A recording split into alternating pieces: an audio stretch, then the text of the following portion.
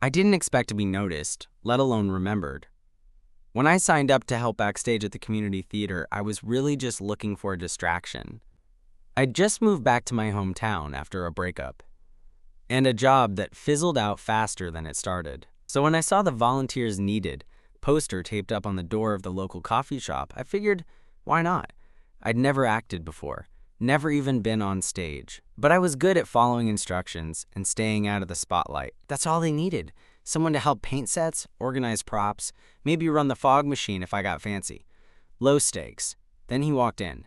His name was Theo, lead actor, star of the show. I knew his face before I even met him. He was on the posters, jawline sharp enough to cut glass, looking dramatically into the middle distance like he'd been born for the stage. But in person? Even worse. He was tall, charming in that messy-haired, unshaven, just rolled out of bed and still stole your heart kind of way. And confident. God, the confidence. Not cocky exactly, but enough to make everyone in the room tilt slightly toward him when he spoke.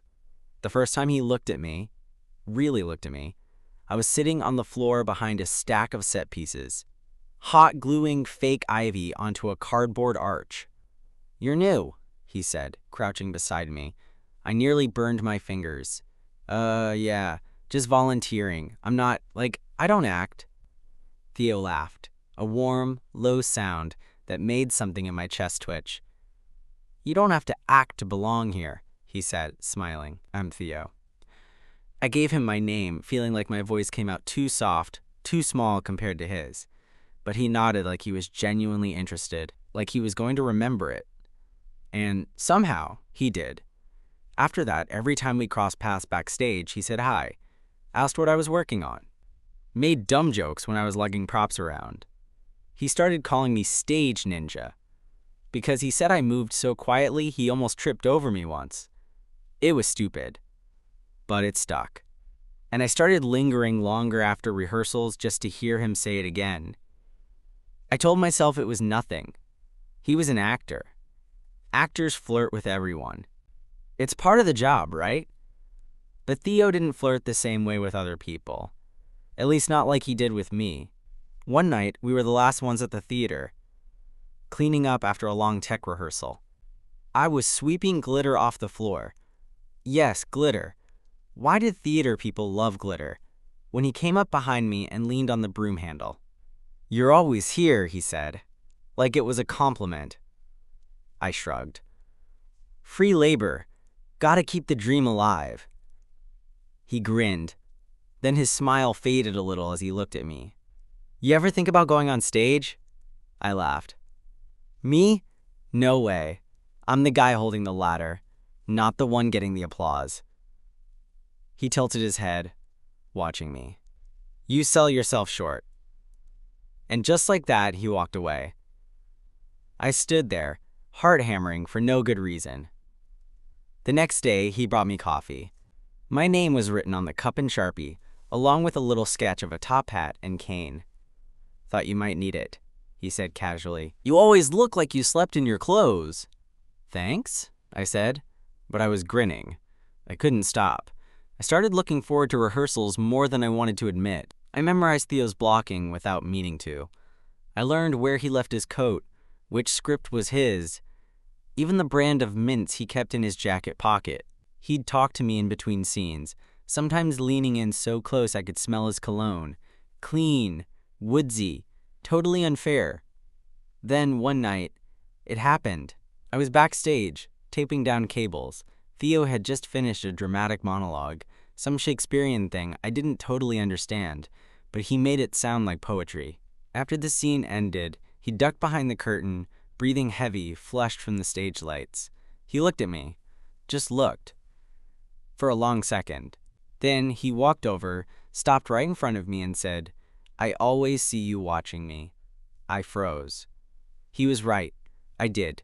I couldn't help it. But hearing him say it out loud made my stomach drop to the floor.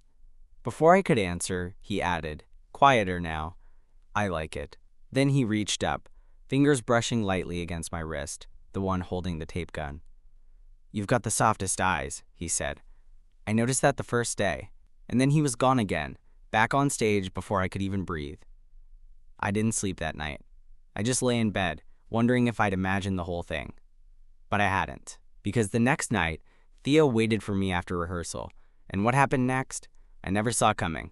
The next night, I pretended not to notice Theo waiting for me by the front doors after rehearsal. I had been wiping down the props table, taking my sweet time, hoping he'd get tired and leave before I had to face whatever the hell that moment between us was. But when I peeked around the curtain, there he was, leaning against the wall, arms crossed, one foot propped behind him, like a scene out of a movie, except I was no leading man. And yet he waited. I grabbed my backpack, took a breath, and stepped out. "Long night," I said, trying to sound normal. He smiled. "Thought I'd walk you out." The theater was mostly empty, quiet in a way that felt like it was holding its breath. Just the buzz of the vending machine in the hallway, and the occasional creak of the old building settling. I shoved my hands in my jacket pockets and followed him into the cool night.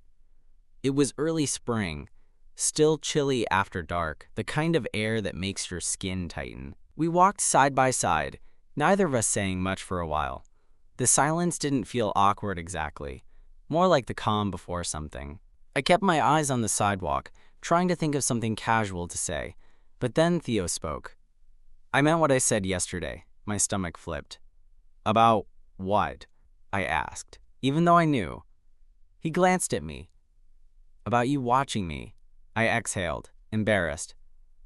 I wasn't trying to be weird. "You weren't," he said quickly. "It's not like that."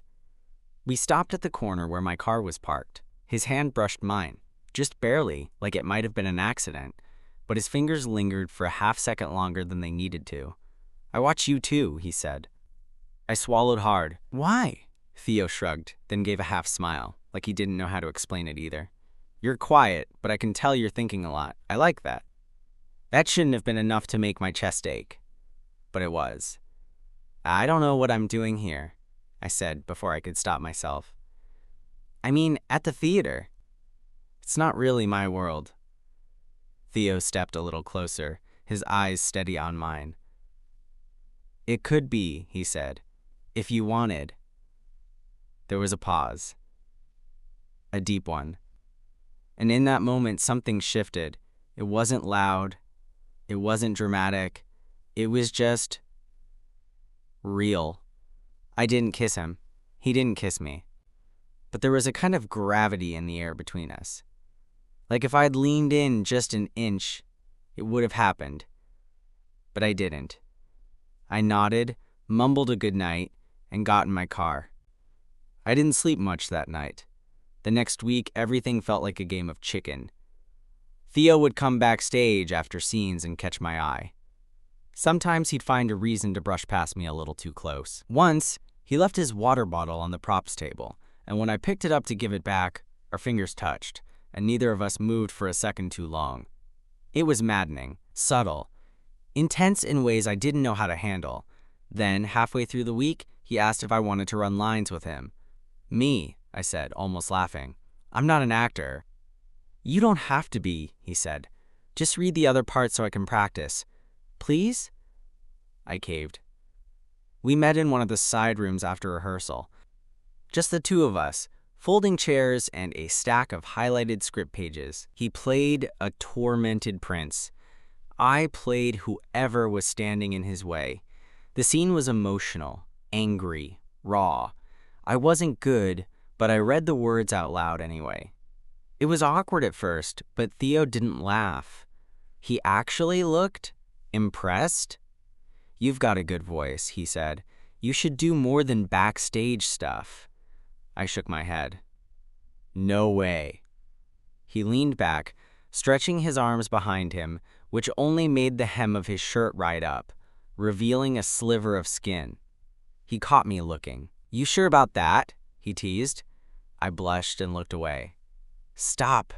He chuckled, but didn't push. Instead, he flipped to the next scene, and we read more. By the end of it, I'd forgotten I wasn't supposed to be doing this, that I was just the guy who taped down chords and ran for coffee. He closed the script and looked at me, quieter now. "I like hanging out with you," he said. It was simple, direct. I didn't know what to do with that.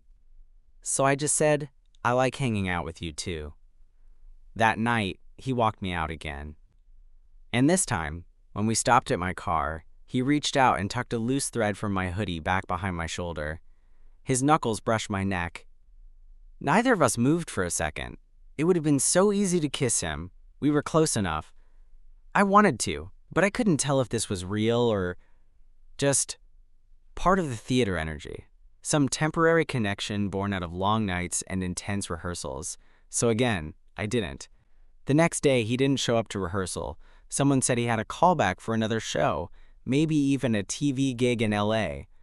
My heart dropped. Suddenly it hit me. This might all be temporary for him. This town, this theater, this moment. Maybe I was just part of a phase, a pit stop, something he'd forget the minute he booked something bigger. And that thought hit harder than I expected. But the thing is, Theo came back, not just to rehearsal, but looking for me. And what he said when he found me, that changed everything. He came back the next night, just as I was finishing up coiling some mic cords by the tech table. I didn't expect him to show. He hadn't answered my text. Not that I sent anything dramatic, just a casual, "You okay?"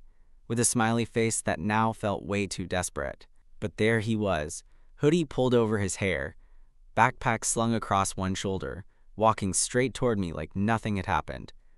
Except something had. Because the second he got close enough, he said, "Can we talk?" I nodded, heart already in my throat. We stepped into the prop closet, honestly, the least romantic location in the entire building. It smelled like sawdust and old wigs, but it was private, and no one would bother us there. Theo closed the door behind him. The little pull-string light bulb buzzed overhead. "I didn't ghost you," he said, like he knew I'd been thinking it. "That callback? It was for this indie film. I didn't think I had a shot, but my agent begged me to go." I leaned against a shelf, arms crossed. "Did you get it?" "Maybe," he said. "They want me to come back for chemistry reads next week." "Wow, that's a big deal." "Yeah," he said, but he wasn't smiling. "It's out of state. Like, completely." I didn't know what to say. I wasn't his boyfriend. We weren't even a thing. And yet, the weight of those words made my chest tighten. "I didn't want to leave without saying anything," he said. "Especially not to you." I looked up at him. "Why me?" He didn't answer right away. Instead, he stepped forward, close enough that I could feel the space between us get smaller, warmer. "Because I like you," he said simply, not just in the casual theater flirt kind of way. "I like you." I didn't breathe. "I know I'm probably bad timing," he added, voice softer now. "But I can't keep pretending like I don't feel this. And I don't want to go if there's even a chance that maybe you feel it too." There was something in the way he looked at me. Vulnerable. Like he was giving me the power to completely wreck him. I stepped closer. "You're not imagining it," I said. He blinked. "I feel it too." He smiled. Not the charming, cocky stage smile. A real one. The kind that felt like a secret passed between two people standing way too close in a tiny room full of broken props. And then, finally, he kissed me. It wasn't rushed or tentative. It was slow, warm, like we both knew this had been coming for a while and we were just now catching up to it. His hand slid up the side of my neck. I felt his breath against my cheek, the press of his lips, the way he tilted his head slightly to fit better against mine. There was nothing performative about it. No drama. Just us, in a prop closet, under a flickering light bulb, kissing like we had all the time in the world. When we finally pulled back, we didn't say anything for a second. We just stood there, forehead to forehead, breathing each other in. I laughed, nervously, breathlessly. "Okay," I said. "So that happened." Theo grinned. "Yeah, took us long enough. We didn't tell anyone, not right away. Partly because the show was still in tech-wee chaos mode, and nobody had the brain space for backstage romance. But also because it felt too new, too fragile to share. Like if we said it out loud, it might break apart. so instead we snuck moments. He'd find me during breaks and pull me into dark corners just to press his forehead to mine and smile like a teenager. Once, during a blackout cue, he brushed his fingers along my hand in the wings, and even though we barely touched, it felt like the most intimate thing in the world. And I started to realize something. I didn't care if he left town. I didn't care if the film thing panned out or not. I just cared that, for once, someone I wanted actually wanted me back. But the night before opening, that's when everything got real. It was past midnight. The crew had cleared out. Theo and I were sitting on the edge of the stage, our feet dangling into the orchestra pit, eating cold pizza from a box someone had forgotten. He was quiet, not sad exactly, just thinking. "Tomorrow's the big night," I said, nudging him with my knee. "Yeah," he said, "and Monday I fly out to LA. Right, that part. "You're really doing it," I said, trying to sound excited for him. "I think so," he said, then looked at me. "But I need to know something." I braced myself. "Do you want this to be a thing?" he asked. "Like, real, even with me gone?" The question hit me like a brick and a hug at the same time. Because the truth was, I did. I didn't care how complicated it got, how many time zones were between us. He was worth it, and I knew it. "Yeah," I said, "I do." Theo leaned in, kissed me again. This one slower, like a promise. Then he whispered, "Good, because I don't want to go unless we're something. And I really want to be something with you." That night, he didn't go home. And what happened between us, quietly, in that empty theater, under the dusty lights and ghost of applause, it wasn't flashy, it wasn't dramatic, but it was ours. We stayed there for hours, on the stage floor, wrapped in each other, surrounded by forgotten props and dusty curtains. It didn't matter that we were lying on hardwood, or that the costume rack creaked every time the wind hit the back door just right. We were warm, we were close, we were finally honest. Theo's head rested on my chest. One of his hands loosely held mine, his thumb tracing lazy circles across my knuckles. "You're a lot softer than I thought you'd be," he murmured, voice half asleep. "I'm not sure how to take that." He laughed quietly. "I mean it in a good way, like emotionally. You're not what I expected." "What did you expect?" I asked. He lifted his head to look at me. "Honestly? Someone who'd keep their distance. You're quiet. You hang back. I thought maybe you didn't like me." I raised an eyebrow. "You thought I didn't like you? You're literally the most charming person I've ever met." "Yeah, but people flirt with me all the time. Doesn't mean they like me." I blinked at that. "Wait, you actually worry about that?" Theo looked up at the ceiling, exhaled. "More than I should. It's easy to be wanted when you're performing, but being wanted for real? That's different." There it was, his soft underbelly. The part he didn't let many people see. And he was letting me in. I reached up, brushed his hair out of his eyes. "I like you for real," I said. "Not because you're the lead, or because you're confident, or whatever. I just like you. Like when you're half asleep and saying dumb stuff like, 'You're soft.'" He smiled, but I saw the shimmer in his eyes. "I've had stuff," he said, voice quieter. "Guys who like the version of me they saw on stage. Not the guy who stress eats trail mix in the dressing room, or forgets to text back, or gets all in his head about auditions. I like the trail mix guy," I said. "Even if he's kind of dramatic." He grinned again. "Dramatic? Me? Never." We lay there until almost 3 a.m. Eventually, we snuck out through the side door, laughing as we tiptoed past the janitor's cart. I drove him home, and before he got out, he leaned over and kissed me again. Quick this time, but lingering just enough to make it impossible to think about anything else for the rest of the night. The next day was opening night. Everyone was buzzing when I walked in. The dressing rooms were louder, the tech crew more frantic, the director practically vibrating with nervous energy. But amid all the chaos, Theo found me. He didn't kiss me. He didn't even touch me. He just gave me that look, like the night before was still hanging between us, wrapped around his shoulders like a secret. "You okay?" I asked. He nodded, nervous, but good. "Break a leg," he smiled. Only if you're watching, and I was.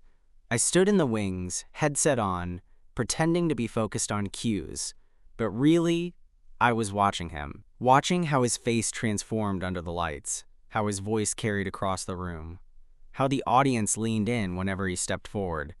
He was electric, but what got me wasn't the performance. It was the little glance he gave me during his exit, just before slipping off stage.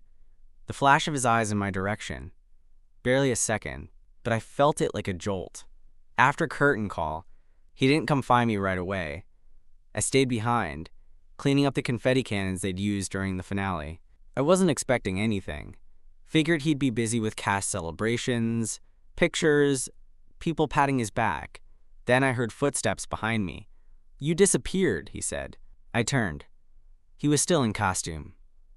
Shirt unbuttoned halfway, makeup smudged under his eyes. "I figured you'd be swarmed." "I was," he said, stepping closer. "But I kept looking for you." He reached for my hand, pulled me into a quiet corner of the hallway where nobody would see. "You were incredible," I said. "So were you," he said. "You held the whole thing together backstage." I shook my head. "I just taped some wires down."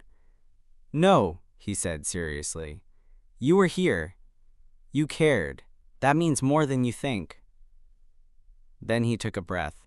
"So, this is real, right? This thing?" I nodded, heart thudding. "It is." "Even when I leave?" "Even then." We stood there, forehead to forehead, the noise of the theater muffled behind the doors. And for the first time in a long time, I felt steady, not because everything was figured out, but because he made me want to try. That night, he came home with me again. Not in the rushed, passionate way I thought might happen, but in the way that meant something. We curled up under my blanket, our legs tangled together, and I fell asleep with his hand resting lightly on my side. Neither of us said boyfriend yet. We didn't need to. But in the morning, when he kissed my temple and whispered, "I'm gonna miss this," I knew we were getting there. The show had just begun. The rest of the show's run went by in a blur. Each night was a little sharper, the timing tighter, the crowd louder. But for me, it all started to revolve around the quiet parts, the few stolen minutes Theo and I carved out between scenes, or the late-night drives home with his hand resting on my thigh, windows down, music low. We never made any grand announcements. A few castmates started to catch on, but no one said anything out loud. It was our thing, and we weren't in a rush to hand it over to the world. But time moved faster than I wanted. The final performance came quicker than I expected. And after the final bows and the standing ovation, after the champagne and paper cups and the group photos and the laughter echoing off the dressing room walls, Theo pulled me aside.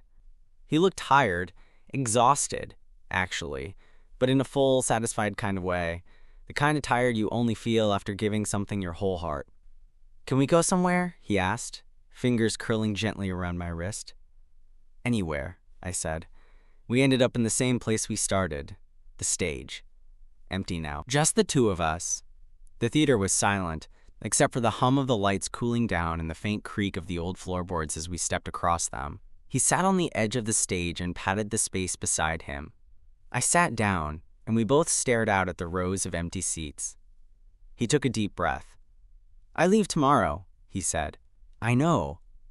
I hate that I'm leaving right when this feels like something." "It is something," I said. He looked at me. "You sure?" I nodded. "I don't do casual well, and I wouldn't be sitting here if this didn't mean something to me."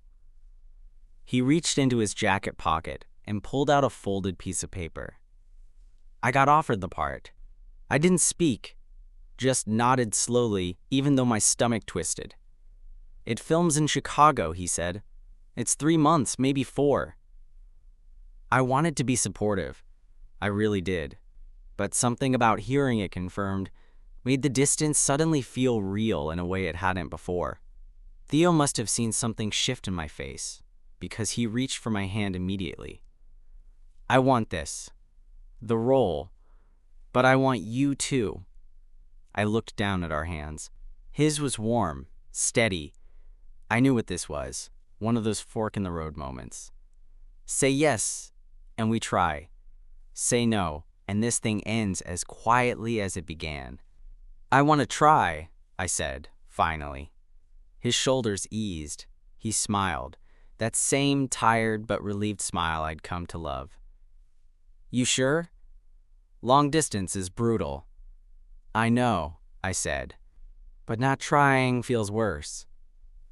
He kissed me right there, on the stage, under the soft house lights that were still half on. It wasn't the most dramatic moment. It wasn't cinematic, but it felt real. After we sat there for a while in silence, still holding hands, I leaned my head on his shoulder. You ever think, I said quietly, that maybe we met at the exact right time? He was quiet for a second, then, every day. We spent that night at my place again. No drama, no last-minute panic, just us. We stayed up late, half talking, half dozing, until we both finally gave in to sleep around 4 a.m.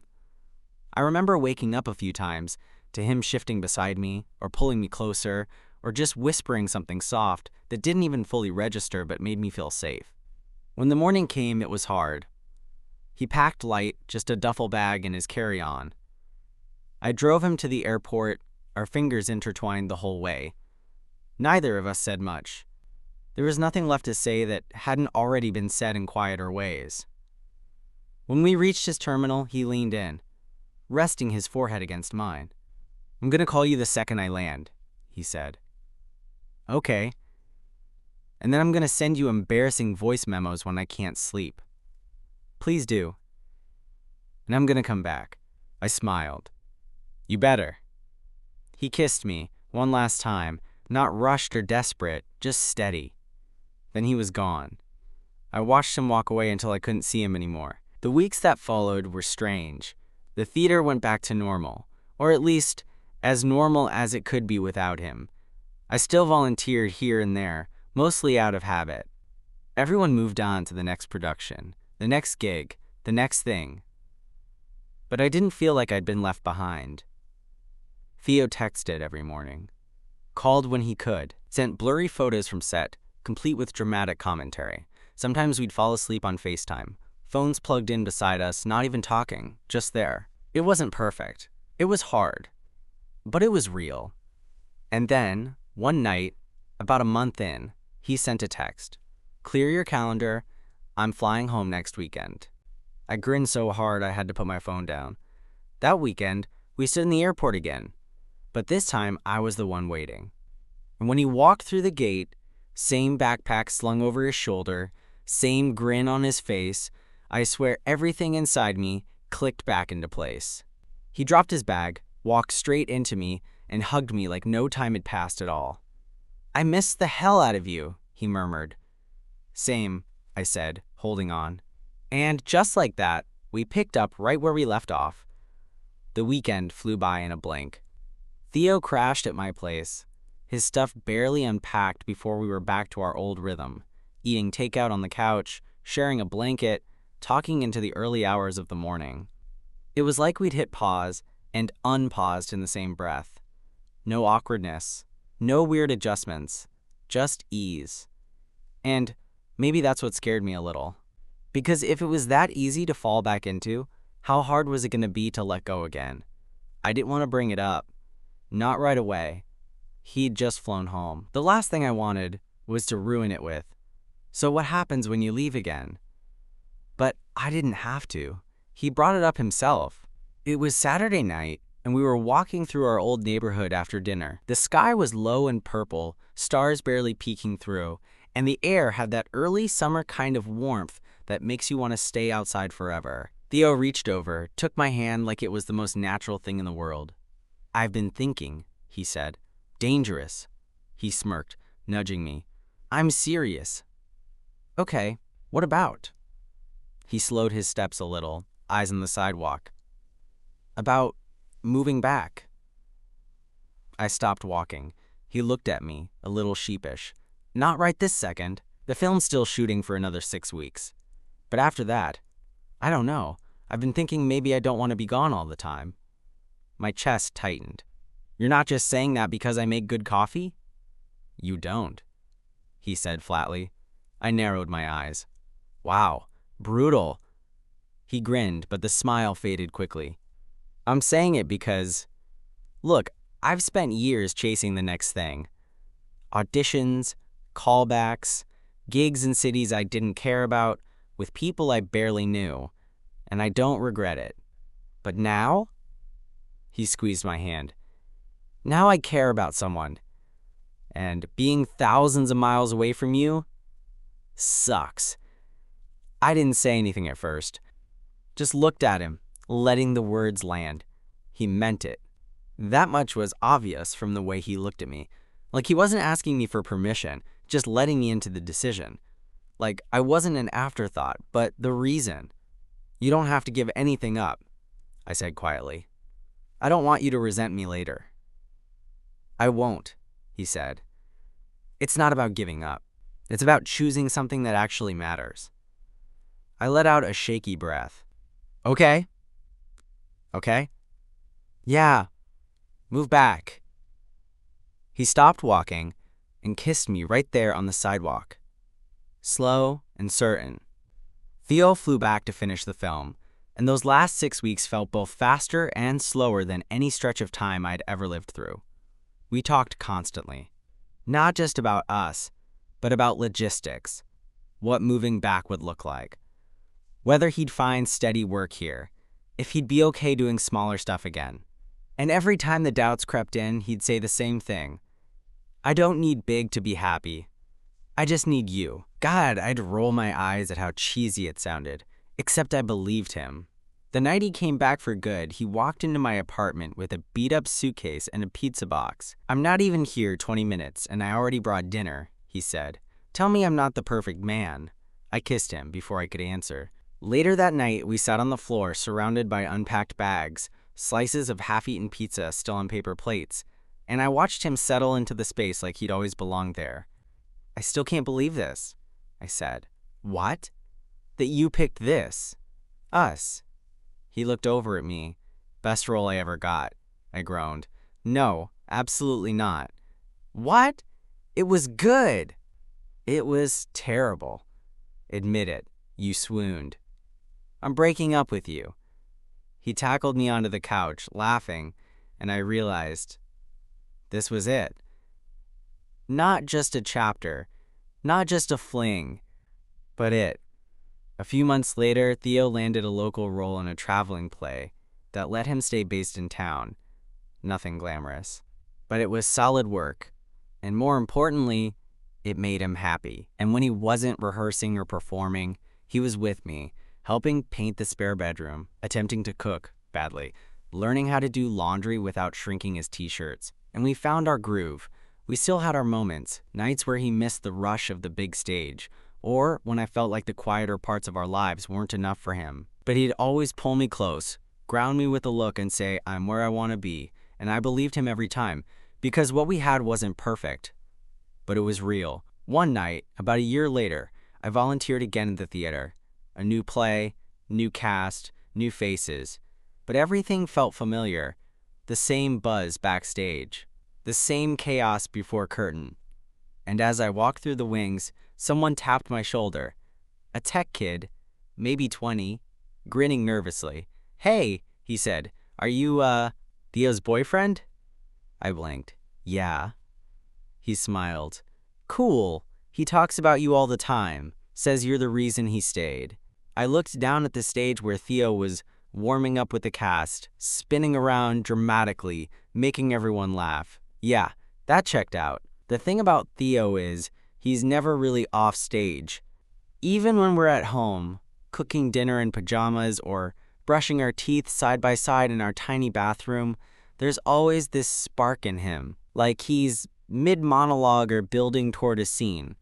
But the difference now is that it's just for me. No audience, no lights, just us. And somehow, that's better than any performance I've ever watched him give. Our apartment filled up slowly with pieces of him. A broken prop sword he refused to throw away. A dented rehearsal mug he said gave his coffee flavor. Random sticky notes he'd leave on the fridge with quotes from plays he was reading, or just dumb doodles of us as stick figures holding hands. Sometimes I'd catch him reading over scripts at the kitchen table, mouthing lines to himself. He'd glance up, catch me staring, and smile without breaking character. "Don't fall in love with me," he'd say, dramatically, eyes wide. "Too late." I'd answer. We weren't flashy. There was no proposal. No declarations screamed from rooftops. But there were Saturday mornings tangled in blankets and laundry days where he'd dance around the living room with socks on his hands just to make me laugh. There were tough weeks too. Missed callbacks, bills that stretched us a little too thin, long hours at work. But somehow we held. Maybe because we'd built this thing from the ground up, without expecting it to turn into anything. Maybe because we started with quietness, with glances and brushes and questions we were too scared to ask out loud. Maybe because we never rushed it. One night, about a year and a half in, we were walking home from the theater. He'd just wrapped another run of a local show. It wasn't a big one. The crowd had been small, mostly friends and family. But Theo had that post-show buzz, skin still flushed, hands still animated, as he recapped a line he nearly fumbled but somehow saved. "I swear to God I looked at the wrong light cue and just made up a whole new blocking sequence," he said. "I think I might have invented interpretive dance," I laughed. "Honestly, I'd pay to see that." "Too late," he said. "You already did." We reached our street, the theater lights behind us casting long shadows on the sidewalk. He suddenly stopped walking. "What?" I asked. He turned to face me, chewing his lip. "I've been thinking," he said. "That's dangerous," I teased, nudging him, but my chest already tightened the way it always did when he got that serious look on his face. "About us," he said. I swallowed. "Yeah? I don't want to go anywhere else," I blinked. "You're already home." He shook his head. "I mean, longer than now. Like, I want this, for good." I stared at him. "You saying what I think you're saying?" "I think so," I laughed, nervously, happily, all at once. "That was the least theatrical proposal you've ever done." He grinned. "I'm saving the full dramatic version for when I have a better budget." I pulled him in and kissed him, right there on the sidewalk, under the dim street light. The world was quiet around us. No applause, no spotlight, just us. And that was enough. Now, we still go back to the theater sometimes. Not to work, just to watch. We sit in the back row, fingers laced, whispering dumb commentary during intermission like two teenagers on a first date. Sometimes people recognize Theo. Ask him if he ever misses the big city gigs. And every time he glances over at me before answering. "Not really," he says, because the truth is, he got his favorite role here. And I did too.